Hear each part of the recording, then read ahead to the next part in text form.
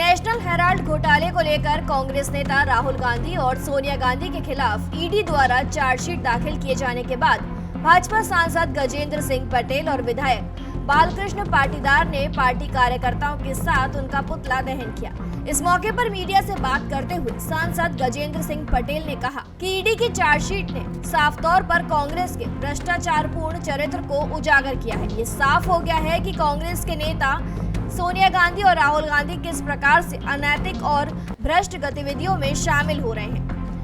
उन्होंने ये भी कहा कि आज देश में प्रधानमंत्री नरेंद्र मोदी की सरकार है जो किसी भी भ्रष्टाचार या अनैतिक कार्य को बर्दाश्त नहीं करती, चाहे वो किसी भी राजनीतिक दल द्वारा किया गया हो।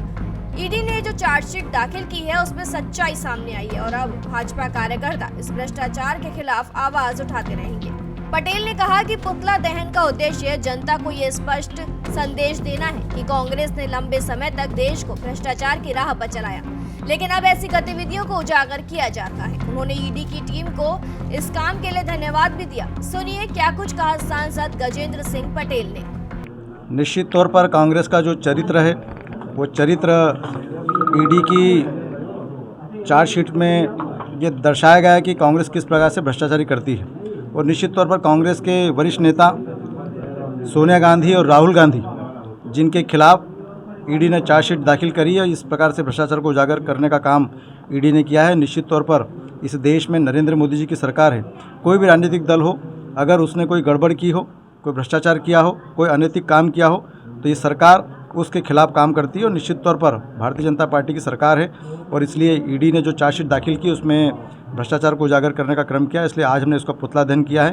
पूरे देश भर में हम आपके माध्यम से जनता को भी बताना चाहते हैं कि किस प्रकार से कांग्रेस लंबे समय तक भ्रष्टाचार करती आई है और इसलिए ईडी ने उसका पर्दाफाश किया है।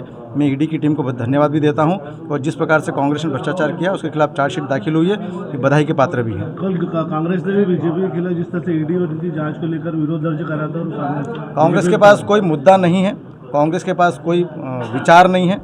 वो सिर्फ जनता को बहकाने के लिए काम करती, भ्रम फैलाने के लिए काम करती है। अभी वक्फ बोर्ड बिल को लेकर भी उन्होंने जनता के में कई प्रकार के भ्रम पैदा किए हैं। अब जनता इस सब चीज़ों को समझ चुकी है और इसलिए मुझे लगता है कि कांग्रेस निराधार बात कर रही है।